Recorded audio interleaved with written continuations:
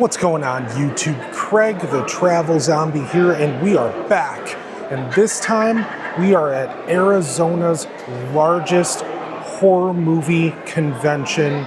That's right, we are at Mad Monster Party, Arizona, and the guest list here is absolutely ridiculous. Linda Blair, Doug Bradley, Warwick Davis, Corey Taylor, Gene Simmons, and Shawnee Smith. And that's just a few of them. So today, we're gonna go and we're gonna watch Shawnee Smith's panel, and we're gonna tour the entire convention floor. And while we're at it, we're gonna see if we maybe run into Sean Clark from Horror's Hallowed Grounds, which I'm a big fan of, and I'm sure a lot of you are too if you're watching this. So, let's get going, shall we? My name is Craig, I am the Travel Zombie, and welcome to Prime Time. And I guess Exhibitor Hall starts right after the security checkpoint.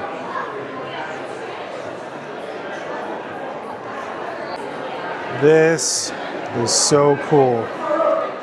I just know that somebody put a lot of work into this. This is dope. Thank you. This is a mini version. We did a bigger version at Van Fusion. Oh, really? Yeah. Wow. This is so If you cool. want to get in there, I'll take a picture of you. Here, do you one better. It's recording already. Just use, there we go. I don't have to do anything, right? No, you don't. All recording. Wow. This is amazing. You guys did a really good job on this, man. This is beautiful. I'm a big fan of good set design, so this is beautiful right here. Right? Thank you. Wow. This, I feel like I'm right back in my element from my haunted house days.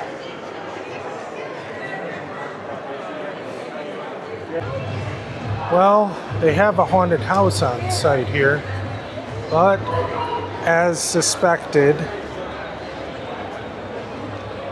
no video is permitted, which, coming from the haunted house world myself, I can understand. And apparently the haunted house is by the Crypt Haunted Attractions. And they have a whole room of nothing but tattoo booths. And yes, there are people in here getting tattooed.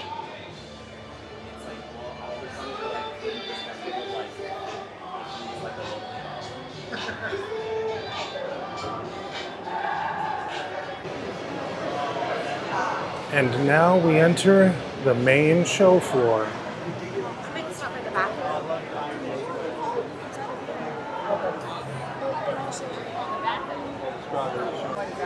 This is the first time I've ever seen a lenticular that does 3 different images. Look at this.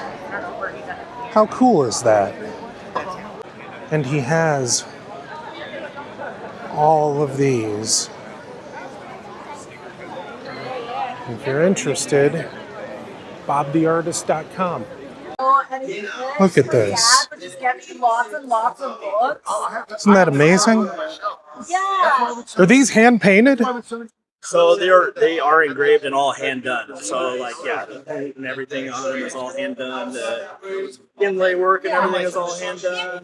All the design is all custom. I do all the design work. So. That is impressive, and you are forbidden props. I want to make sure I get that on camera for you. I do obviously prop replicas from different movies. So Freddy vs. Jason prop replica machete made to spec. Wow. The original of the original. That is huge. That is impressive. So Ken Kersinger actually uses my machete for photo ops. Oh, that is awesome. Wow. All of our boxes, all of them are themed design for, like this one is the Not So Dark Web box, right? We have boxes that are voodoo boxes, we have witch boxes, we have all the slasher boxes. and they're all catered to those individual things. And over 50%, about 50% of everything we have in there is stuff we make, plus everything else that's in there is brand new. Wow. It's just a huge mystery of all sorts, and the design is like nothing you'll ever see. You know, it's just a very unique. As you can see, we're running low on them, but yeah. Yeah, and I felt them too. And you know, of course, if you're watching this at home, you can't. But they feel like candle wax. It is. It is candle wax. Candle Okay. wax. It's a very strong, durable wax. It's the same wax we use for these. Wow. These are all super strong candles because we build them for Arizona. Oh yeah, that makes sense. Yeah. You know, where you can't leave your deodorant in the car, right? Or your lip stuff. Yeah. How many times I went to get my chapstick and it's a puddle in my car. Exactly. Yeah. And so, in order to get what's inside of these, though, you have to break them open. Yep. That is such an interesting concept. Some of them have locks on them. Some of them we have some that have codes on them. Wow. So they're all. I have some that are all.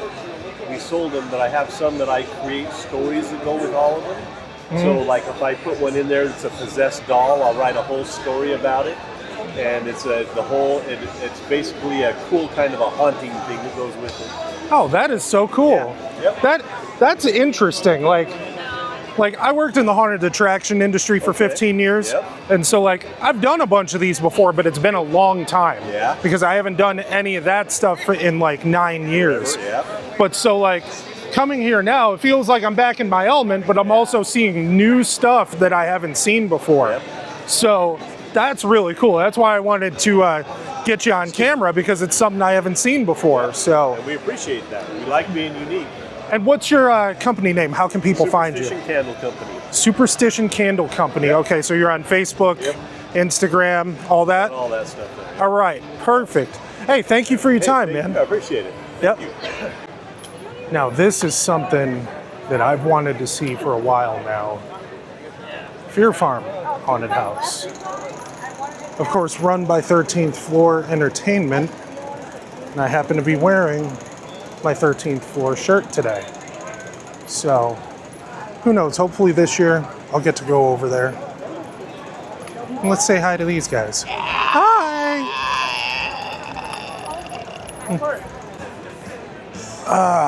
If only I actually wore hats, I would probably grab this stab hat right here. Lots and lots and lots of really amazing shirts here. And some cool stickers and whatnot too. Wow. Look at those.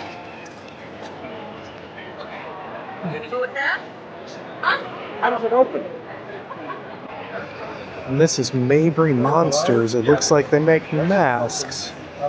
And let me tell you something. At $350, this Freddy Krueger mask is a pretty darn good deal. It's a good mask like that, at least in terms of professional quality, it's usually going to run between $700 and $900. So these are priced very, very fairly. One of my favorite things about coming to these cons is all of the artistry that you can see.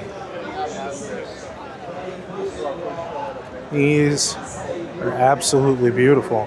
Aren't they neat? They are. They're gorgeous. Did one of you guys paint these? You painted these? We did. Wow. I'll talk for him. They're- He's actually airbrushed everything you see here. Wow. He's That's been airbrushing for 41 years now.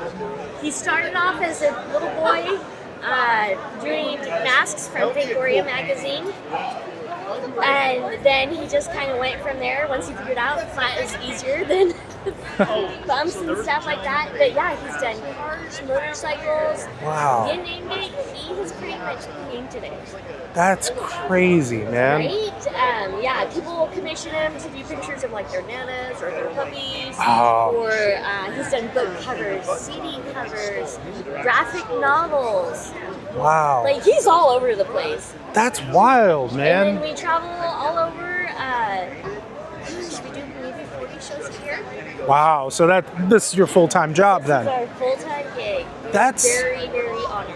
That sounds like the American dream right there. You know what I'm saying? It's a lot of miles, yeah. Yeah, it's a lot of miles. It's a lot of miles, but you're getting paid to do something you love, though. But it's like, you know, we come across people and they're like, okay, I have this idea. And you're like, all right, I can do that. So like the Shawnee, that was actually a commission piece. Wow. And then Roger Rabbit, that was actually a commission piece as well for a gentleman for his wife.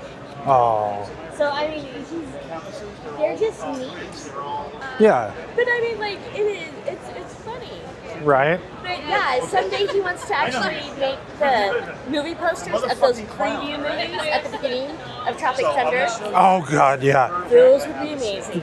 Yeah, that was Like, you know, I want to do that. I was like, I like that idea, babe. that was one of the best parts of the movie was the fake This trailers. is the one that I painted. Yeah. All the way. I was like, because you get in there and you're just, yeah. Ben Stiller's brilliant. He really is, man. And He I really mean, is. it helps that his parents were brilliant too. Yeah, Jerry Stiller and What I is forget his mom's name. Was I don't remember his I might mom's be name lying, either. but yeah, his mom was Yep. amazing as well. And you are Fantasy Realms Fantasy Realms with a PH. with a PH. Heck yeah. Yeah. We suck on social media, so thank you. Okay, no problem. But, we do take messages all the time and we try to respond back to it. Okay. Yeah, I want to make sure that I get everybody's name in there and stuff too, so that if anybody that's watching this sees something they like, they can get a hold of you, you know? He is on TikTok as well, Okay. and that's where you can actually watch him airbrush. And that's kind of cool. It's like magic. These are so funny. All of these. Yeah. Wow. Sassy ghost face over here. They're all being sassy. Look at them. And what's your company called? Iced Nitro. Huh? Iced Nitro. Okay. All right. I got you. Thank you. Thank you for your time. All right. So tell me about your stuff here. What do you guys have? What is your company called? It's Avid Artifice. Avid I Artifice. came Okay. up with that name because a lot of people think it's an amp with glass. Mhm. And I love telling them that we're metal workers. Okay. Wow. Yeah. You guys have. We were just talking off camera, but you guys have some gorgeous stuff here. Like, and a lot of this is signed too. That's This- just for fun. We like to do that with the guests. Yeah. But they're the ones who inspire the desire to make this stuff. You know, if they didn't do a good job acting, we wouldn't make it. So we like to share it with them. All right. Now that we've seen the show floor, time to head in for the Shawnee Smith panel.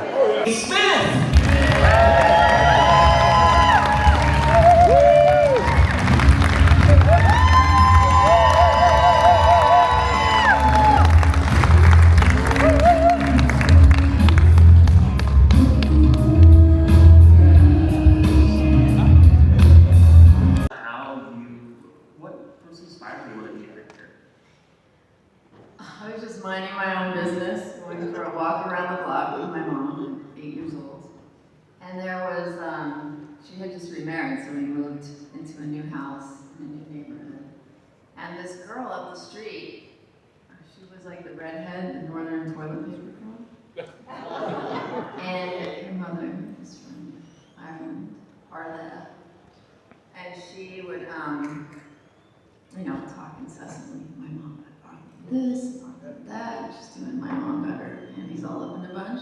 It's like, my daughter can do that too. So she took some pictures of me, sent them into the commercial agent, and started doing the dance.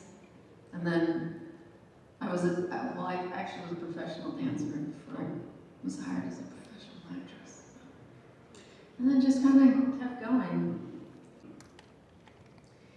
You know, it was no different than Tobin and I approached every other scene with them. You know, just regular life, a day in the life of John and Amanda. All our rehearsals were just, initially, when we filmed, before we filmed 3, we just walked all over Toronto, having coffee, meals, talking philosophy, taking silly photos in a photo booth. You know, so we were just like, how do they spend their time? We figured that's how they, you know, when we were designing crazy traps.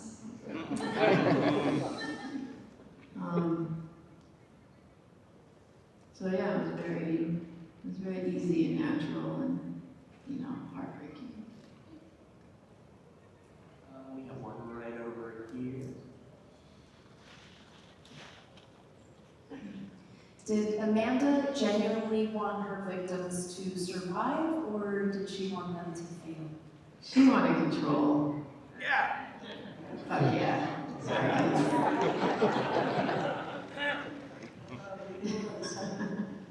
It doesn't work, by the way. Control. And we'll get you next, sir. Did you take any props on the original sausage? Hell no. They know that, like, if you glue your nose in a tissue, they were keeping and selling. John Raven was selling that tissue.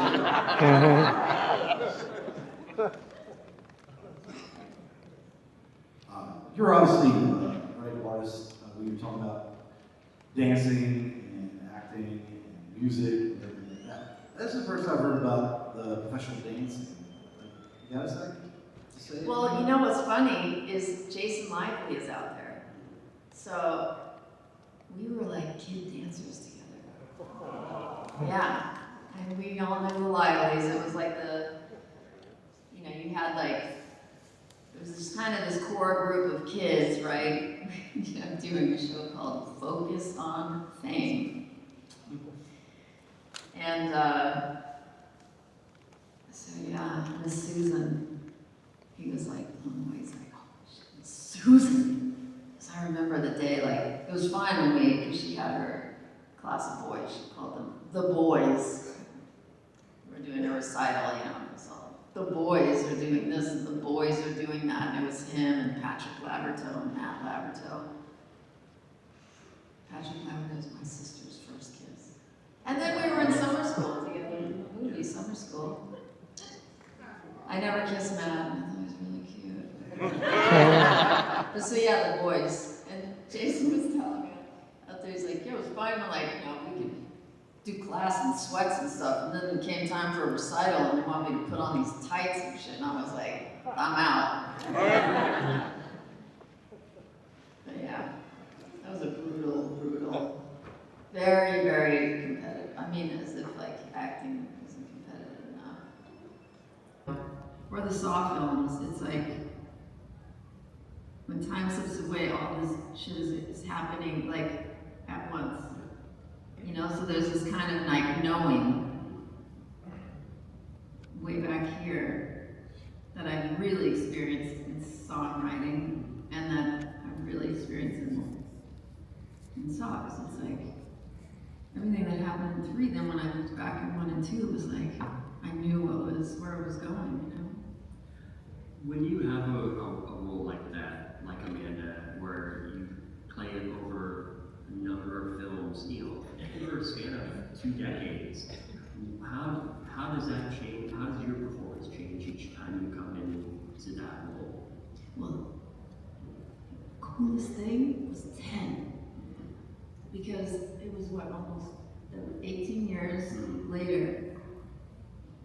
It's indescribable what that was like, coming back to Amanda with all of you, like 3 generations at this point of Amanda fans, in me, coming back to her, like it brings tears to my eyes. It was pretty freaking awesome. That was special in my life. who gets to do that? So, what out of all the films, do you have a favorite in terms of your portrayal of Amanda? It's 10 because of that.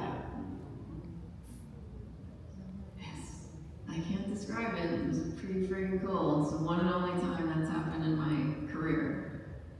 Now, I know you've talked about it before, but for anyone who might not be familiar, can you talk about what the audition process was like to get cast as Amanda in that very first film?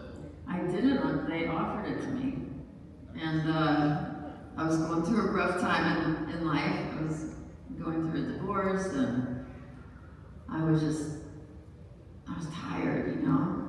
And I have this daughter, and I wrote the script, and I didn't see the, no one saw the end, you know, but I was just like, oh my God.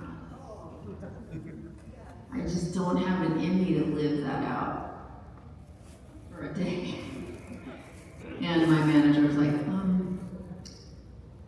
you really need to come into the office, and they want to show you the short film they made with Lee playing their part. And so I went into, because my manager was working with Mark and Warren, their management company. So I came in, sat at the big conference table, and they played me that scene. I was like, shit, okay. That was pretty cool. Hi, in Saw 2, is it true that they used some real syringes in that? No, that was a joke. The prop master, right before they're drawing me in, he's like, hey Shawnee, I missed one.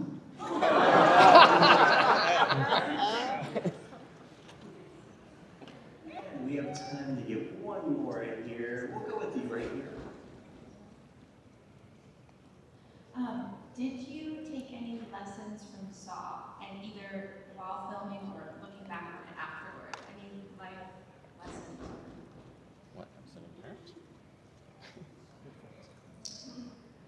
I'm I think the biggest life lesson from Saw is all of you guys, and this one line from this book I would read my kids. It's called The Rat Coat, and I don't know if I'm gonna say it. People need people and nothing else. So just being a part of this bigger thing, you know, and a part of a character that's meant so much to so many people, and then like to watch you guys be there for each other. It's just like the community and is really a beautiful thing. Like I really love these weekends. And you guys, I appreciate it. This life. Yeah, it's pretty cool to be a part of something like that. And that takes, it's go team go. Only reason worth living. Well, I want to thank you again for being here. You're the best. And it's always a pleasure to talk to It's you. always a pleasure on your panel. Thank you very much. The panel of one.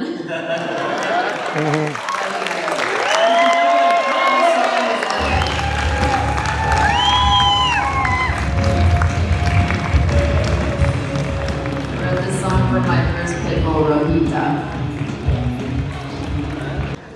All right, so I found the guy we're looking for, Sean Clark. Sean, how you doing? I'm the guy everybody's looking for. Yeah, right? Yeah, I noticed it's almost like you should have a table here, man, as many people approach you. Yeah, it's okay. They know where to find me. If you've been to a convention, you know, you probably see me around and know I'm pretty accessible, so. Yeah, absolutely. We were chatting earlier, you know, and you were so gracious to give me a little bit more of your time before we leave here.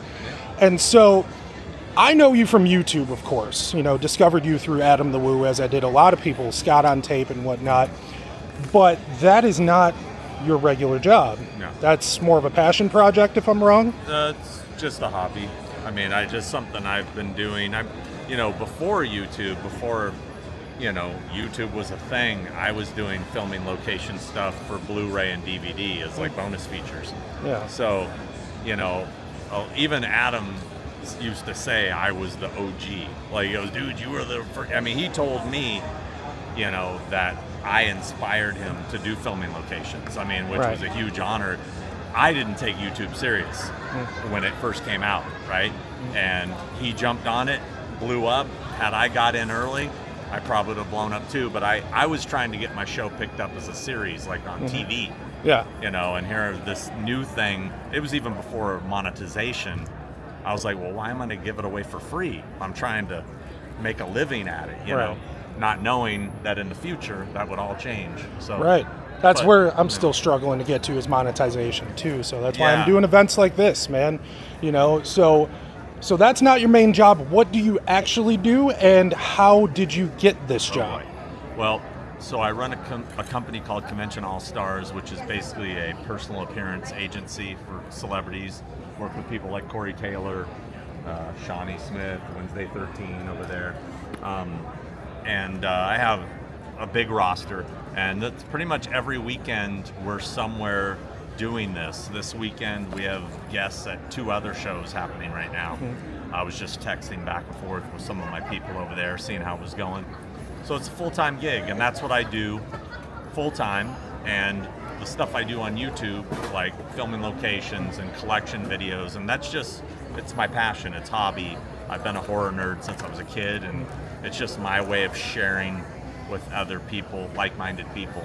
And as far as how I got into this personal appearance business, complete accident, really. It's a boring story of just opportunities happening, and suddenly I was like, oh, I think I can make money at this. And I was literally thinking I could just go to conventions for free if I was doing this. Like, oh, they'll fly me in and put me up, cool, I want to go to conventions.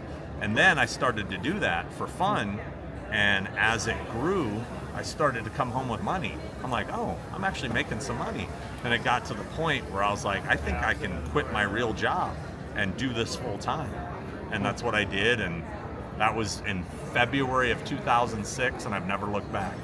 Yeah. I worked in the haunted attraction industry for 15 years back in Illinois, and we would assist with volunteers for Flashback Weekend and stuff like that. Be a and Flashback in a couple weeks. Oh man, Yeah. that's another great convention. I love Mike and Mia; they're the best. I don't think I've met them, but I've heard those names a lot. They run Midway Drive-In. That's like they do that convention to keep their drive-in movie theater afloat. Yeah, exactly. Like that's how it started. I think they had to renovate the theater or something like that, and it just grew and grew and grew to the point I think the convention's even a bigger business for them now than the theater.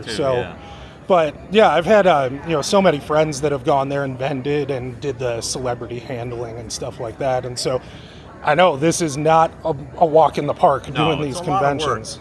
People seem to think that this is you just get in touch with a celebrity on Instagram and you bring them to a show and it's easy. It's like the stuff that goes into this, people don't know all the work that we do. This is my partner Nay, she's my fiance and my partner, and she designs those banners. That takes time. All the photos, getting them perfect, printing them all, bringing them to the shows, the pins, coordinating the flights, the hotels, the cars. It's a lot of work, and there's so much that goes into it that people don't see. Right. And a lot of people have said to me, why don't you do a video on all the things you do? Right. The reason I've never done that is I don't need to put out an instructional video of how to be my competitor. Right. You know what I mean? And you're also too busy actually doing it too. So when I retire and I'm out of the business, then I'll do a video on how I did it. Right. But as of right now, I'm not going to make it easy on the competition. Let them learn like I had to learn, on your feet. Exactly, and that's the best way to learn it too. So, but anyway, I don't want to take too much of your time. Thank you for chatting, and hey, if you and Larry are ever shooting anything out here, I'd love to tag along, man. Absolutely. Hopefully learn some stuff, Cool. All right. Man, so what a day it's been here at Mad Monster Party in Arizona. This is my first horror convention in quite a while, and it's been pretty nice to find myself back in my element, because I haven't really been part of the haunt or horror community in about 9 years now.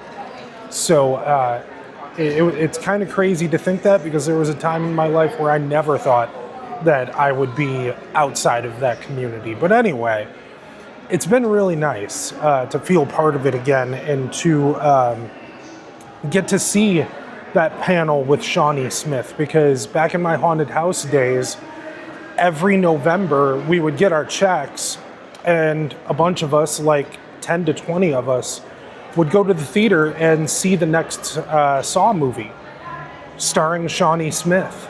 So getting to see her do that panel today was like a dream come true for, teenage me.